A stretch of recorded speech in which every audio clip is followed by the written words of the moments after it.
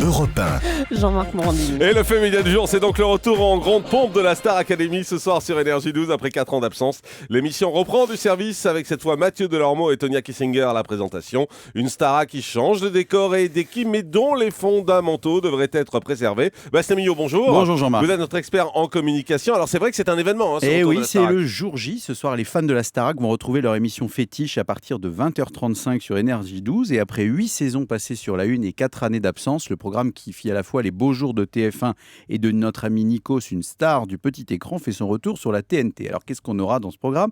14 candidats, 7 garçons et 7 filles, de 18 à 25 ans, qui ont été repérés sur Internet et qui vont découvrir ce soir leur bien nommé château de Châteaufort. Dans les Yvelines, ça ne s'invente pas, un manoir du 19e siècle entouré d'un parc de 6 hectares, ça vaut presque la haute de Noël de Julie. Selon le Parisien, les candidats se marcheront un peu sur les pieds. N'exagérons rien, le château serait donc plus petit que celui de Damary-les-Grillis. Ce qu'on sait déjà, Jean-Marc, c'est que le rez-de-chaussée dispose d'une salle de cours et d'un studio insonorisé avec piano. C'est mieux pour les voisins.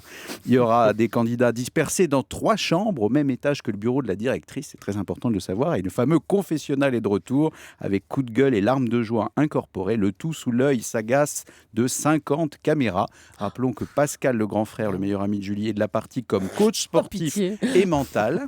Et qu'Endemol produit toujours l'émission qui durera 13 semaines. En plus du prime, un résumé sera diffusé chaque jour à 17h10. Alors, on ne sent pas vraiment, honnêtement, d'énormes différences quand on vous écoute entre l'émission version TF1 et l'émission version Énergie 12. Alors, c'est visiblement une volonté du producteur et de la chaîne qui ont voulu préserver les fondamentaux pour ne pas perturber les Starac addicts et évidemment pour fidéliser un public qui était déjà conquis à l'époque de TF1. Mais il y aura quand même 3 principales modifications par rapport à la version précédente. D'abord, les élèves présenteront une composition en groupe pour mieux montrer s'ils arrivent au-delà de leur talent individuel à fonctionner en équipe et à former, on va dire, une harmonie musicale. Ensuite, chaque semaine, un professionnel de la télé, de la radio ou du disque sera présent en plateau et c'est à lui que reviendra le privilège de désigner le meilleur élève de la soirée, de donner son avis sur ses prestations. Et puis enfin, une arrivée notable, et évidemment c'est dans l'air du temps, la communicante de service qui viendra aider les élèves à gérer leur image, leur notoriété, leur buzz sur Internet, etc. Elle s'appelle Zaya Hadouche, elle est directrice de promotion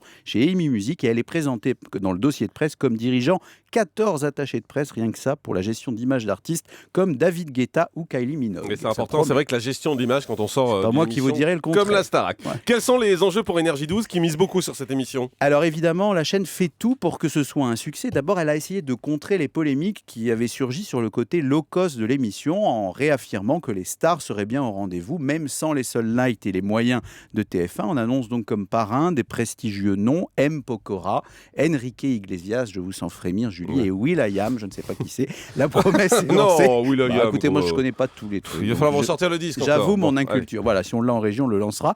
En tout cas, on nous promet une 60aine d'artistes français et internationaux sur les directs. Et puis, la chaîne a bien su faire monter le suspense en distillant les annonces au fur et à mesure, au fil des jours. D'abord, on nous a révélé le casting. Ensuite, on nous a révélé le générique, le château, les professeurs. Et évidemment, ça fait monter le suspense. Ça tient en haleine les fans. Et les réseaux sociaux sont largement mobilisés pour séduire la cible jeune prioritaire pour cette chaîne. Évidemment, elle doit réussir en termes d'audience, d'autant plus qu'elle ouvre le bal du retour des télécrochets. Une nouvelle star sera lancée sur D8 mardi prochain.